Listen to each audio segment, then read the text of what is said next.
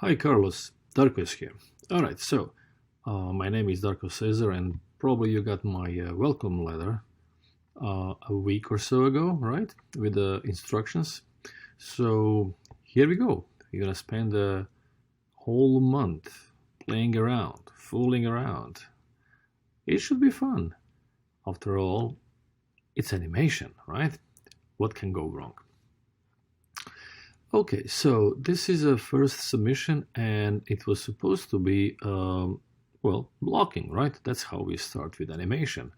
We get a scene. Let's say we are in some studio, right? We get issued a scene by a director, and now we start working on it. First, of course, there was a thought process where we were thinking about it. So very often, people actually take a pencil paper and then they start sketching their ideas on the paper. Some other people, they just jump in Maya and they start playing around with the rig. I guess both approaches are fine as long as you feel comfy with it. Now, why we call this first thing the first week of blocking? Well, because this is like a building a house, right? If you're gonna build a house, you're not gonna start with the windows and with the roof and with the gutters. First, what you're gonna do is foundation, right? And then everything else comes little by little, layer by layer, one on top of the other. But foundation is first, and that's exactly where we are right now. So blocking means foundation of the scene. That means that we're going to be building just the most important keys, right? The most important, as we call them, storytelling poses. The more keys will come for the next week, and also breakdowns. And breakdowns are basically also keys that they come between major keys, right? So once when you're done with the keys, let's say here's one key, and then you have a timeline, frames, so there is another key, and comes another key. Well, we cannot just let Maya connect these keys, because that would be very kind of stiff, very technical, very robotic. So what we do, we actually have to give information to Maya, right? And that information is called breakdown. Yes. So for simple movements, like maybe erasing the hand with a glass, or I don't know, simple things, probably one breakdown is enough between two keys. But if you have more complicated scenes where the actions are really, complicated, let's say some dancing, or maybe kung fu fighting, or jumping, or something, then we need even two, maybe three breakdowns between keys, right? So the best way, of course, to make a breakdown is to switch your animation from step to auto, and then you get in-betweens. Then you take these in-betweens, let's say this one, and then you basically adjust that in-between. And that's by adjusting it becomes breakdown. And maybe this one too. Depends, like I said, about of the action that the character is doing. Sometimes when the character is running or doing something really crazy, all of these in-betweens would have to be turned into the breakdowns, because the action is so fast that we do not have time of waiting for Maya to connect. We have to basically do every frame. But that's, like I said, in extreme cases of very fast and complicated moves. Okay, so now let's go back to start. This is blocking, and let's take a look what we got now.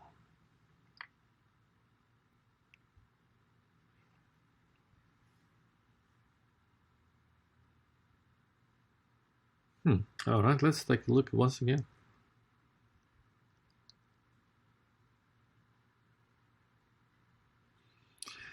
Cool. Okay, so we have two characters. All right, so that's a kind of double job. You understand that, right? Now, I'm not gonna say don't do it because it's really up to you. And if you are up to work and you know heavy error schedule because you have to do pretty much twice as work than if you just chose one character, then it's fine because actually I do like the interaction, although there is no real interaction between these two characters because they are not aware of it. I mean, this guy is aware, but this guy over here is not aware that there is another person around. So there is not real interaction. But for us as the viewers, it is more entertaining actually to see how these two characters will play out each other. So as idea, actually, I do like it. All right, so that is from the point of idea. I was looking through your posing, right? And I would say that the small guy, he walks, I would say, fine. Of course, right now you were doing only contacts, right? And the contacts for the blocking stage is enough, you know, because just as we can see here, we have a correlation, right? We know exactly where one foot was here and then the next there.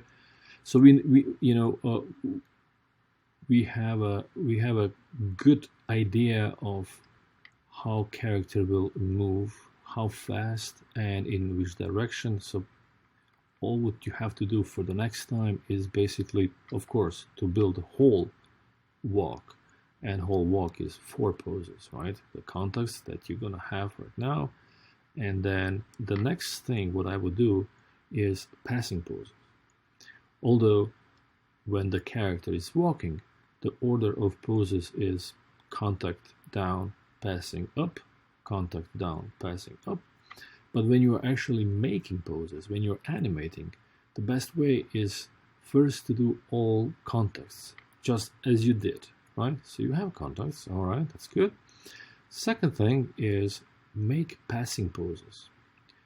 You might say, why passing? Why not down? Because after contact comes down. Well, because passing pose comes right in between these two contacts. So if one contact is here, another contact is there, your passing one will be, of course, with the foot here where the already front foot landed. It's going to be straight and it's going to be in the middle, right? Halfway, boom, boom. So that's why it's easier to make passing one. And then once when you have passing one, then you go and make down pose because again it's halfway between contact and passing, and front foot is again already here, determined where it's supposed to be. And then once when you're done with down, you go for up pose, and up pose comes right in between passing and a new contact here. And because it's up pose, it's a little bit higher than any other one. There you go. So that's about passing one, and actually walks all over around. Now, when your character comes here, right? He first got from here to there. Of course, you will need a little bit more time than you have it now because you gave it probably the same amount of time, but he passed much bigger distance, so he will need more time here. So you might have to delay this character. He might have to come in a bit later. So now as he is here, he's looking like, what's going on? Somebody's coming. And then when he sees somebody through the glass on the window, on the door, right? He's like, oh! He gets down, right? Of course, this might take few keys and breakdowns because the movement is more complicated, you see. He is not just going down, he's completely making 180-degree turn. So there will be some shuffling with the feet, there will be some well, weight shifting. In order, to lift one leg, you have to shift the weight of the character or the body on the other supporting leg. Then you get him down. Now when he's looking left and right, it's really hard for me to see if he is really involving the rest of the body. There is some movement in upper chest, yes, but I'll take a quick look in the Maya. So he's looking around. I think he maybe can involve a little bit more of a movement in upper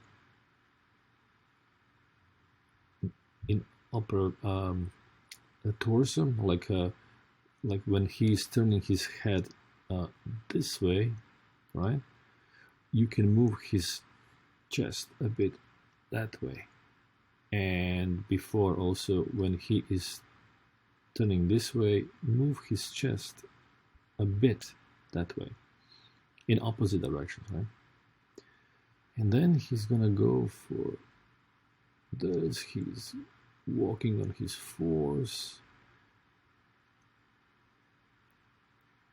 Okay, now here's one problem, and that problem is unfortunately but very often encountered, where students are making new pose simply by moving one body part, like in this case left arm.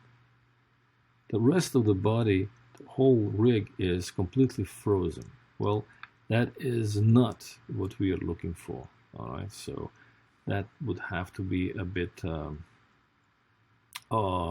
fixed by moving the whole rig a bit.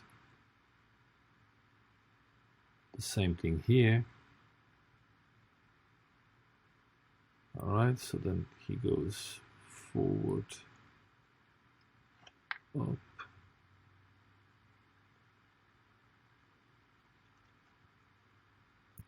dives in the trash bin, grabs the lid from the neighboring can and puts on top.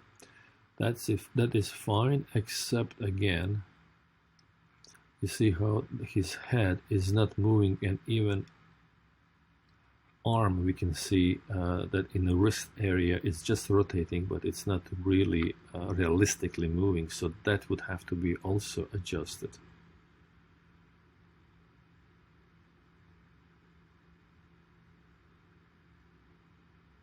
Otherwise, I like it because you did tell the story through your posing, through your blocking.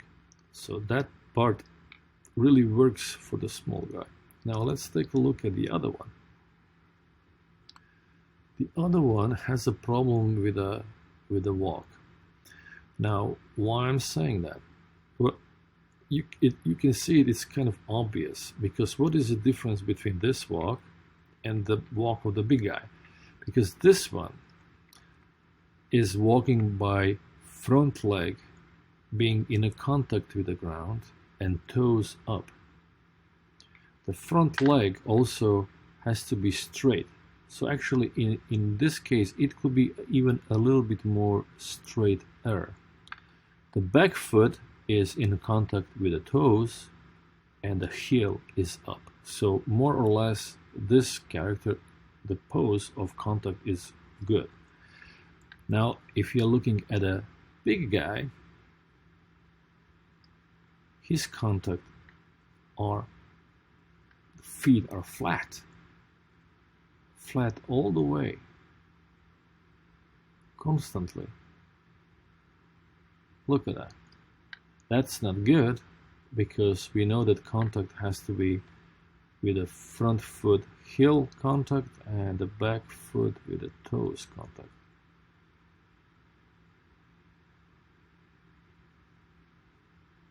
and then he walks away after this jump again with a flat feet. So that is the biggest problem with a big guy. Now, timing wise, again, like I said, it would be nice if this guy would have a little bit more time here.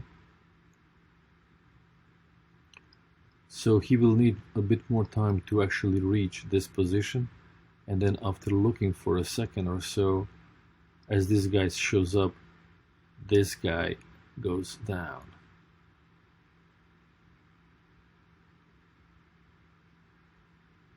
Now,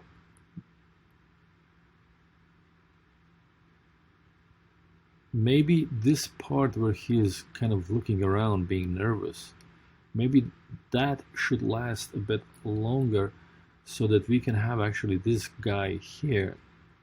Maybe he comes to this point and then he looks left, looks right. It's almost like he's looking for somebody and not knowing that the person that he's looking for actually is hiding underneath here.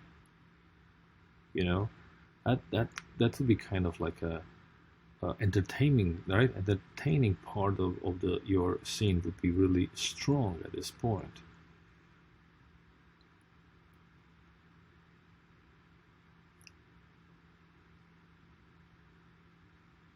And then maybe at the time, maybe this is all just my kind of suggestions. I'm not saying it has to be like that, but you know, maybe once when he starts walking this way, maybe at that point this guy starts moving into this direction. Maybe. Of course, that's gonna make your scene a bit even longer. So it's really up to you if you think you can do it. I would not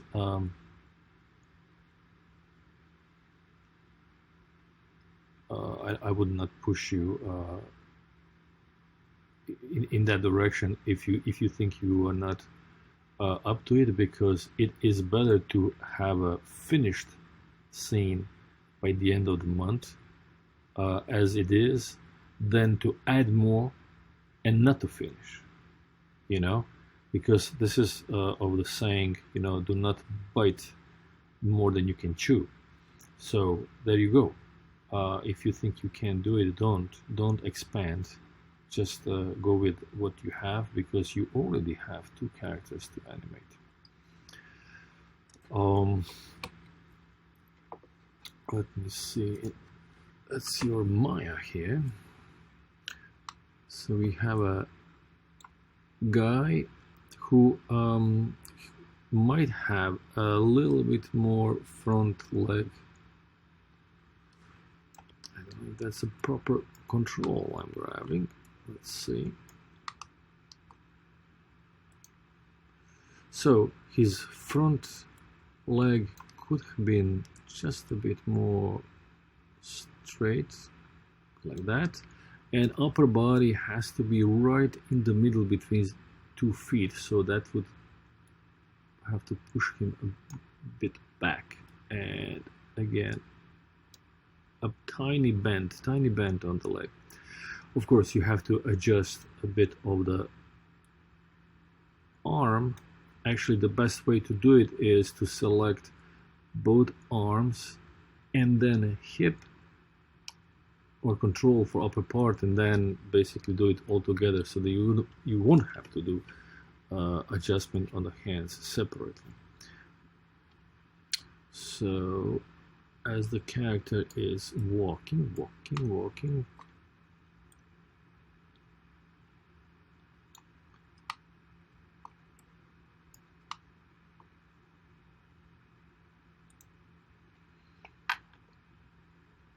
yeah, it's gonna take some creativity to get from here to there. That's exactly what I was talking, you see. You know, he's moving his head and upper torso, but hips, legs, and arms are frozen. So that is not, you know, the best way to do it. As he's turning his head to the right side, what we can do is we can maybe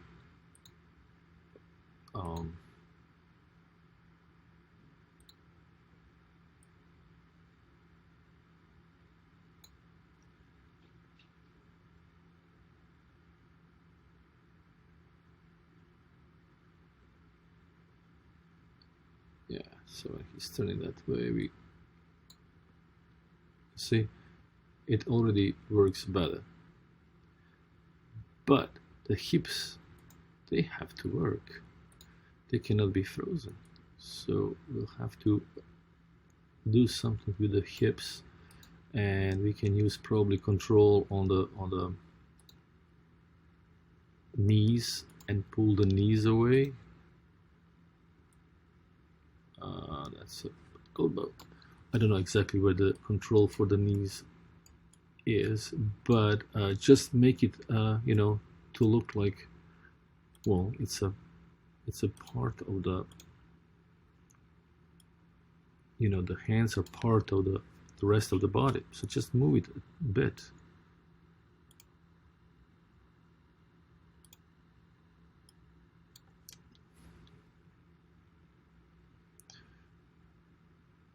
And probably would be good to involve a bit of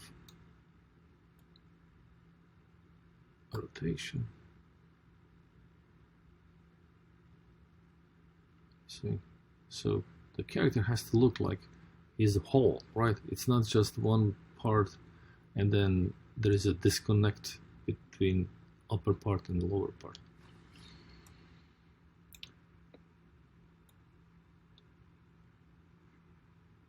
Of course, there will be need for anticipations and all kind of stuff for the next week, right? But this is still just blocking, and for blocking purposes, this is good. Except here we have a problem, right? That's what we said. No isolated animation.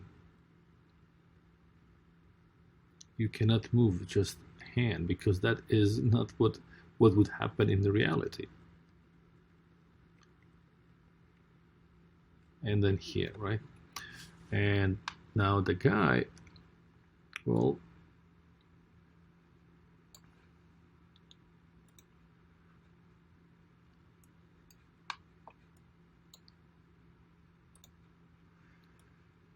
the guy should not walk flat-footed. If he is making contacts here, you know, we know how the contacts are supposed to look. Front foot contact with a heel, and then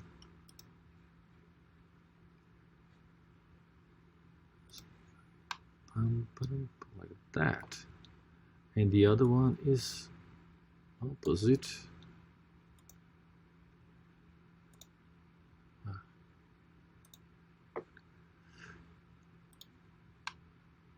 Like that. And because of that, he would have to go high. So the contact poses are very balanced poses. That is important to know. So he should always be in a balance.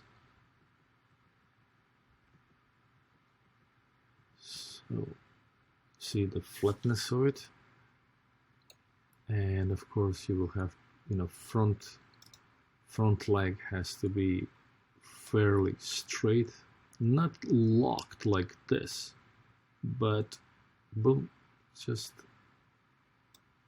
like that, for example, and not flat.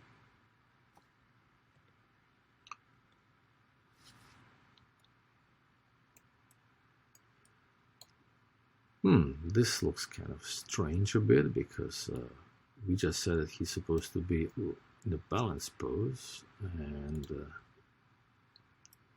where are his knee controls?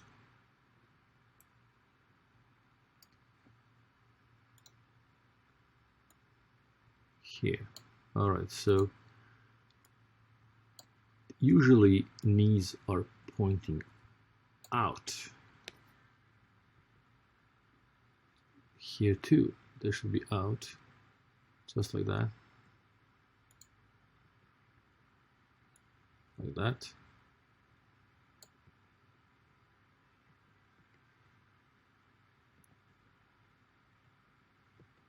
And here is a bit too low.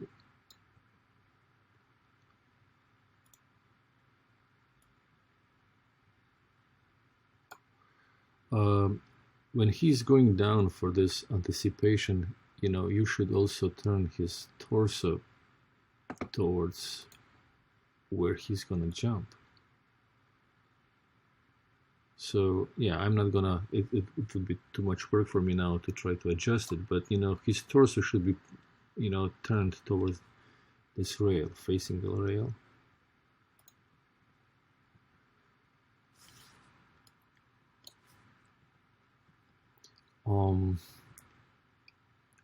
You should never have flat feet when the character is up in the air. When the foot is up in the air, it should be never flat. It should be always, you know, rotated a bit, up or down. Just don't have it flat. And look how straight and stiff his torso is. Why not to involve some rotation here on his torso? And also these legs, nothing really changed. You see, this, you didn't really reposition these legs. They're on the same place, where these legs are the same here. So you should play with it, you know, you should, you know, whoops, you have to have a knees controls somewhere here, pull vectors close by. But, you know, don't just keep the same controls on the same place.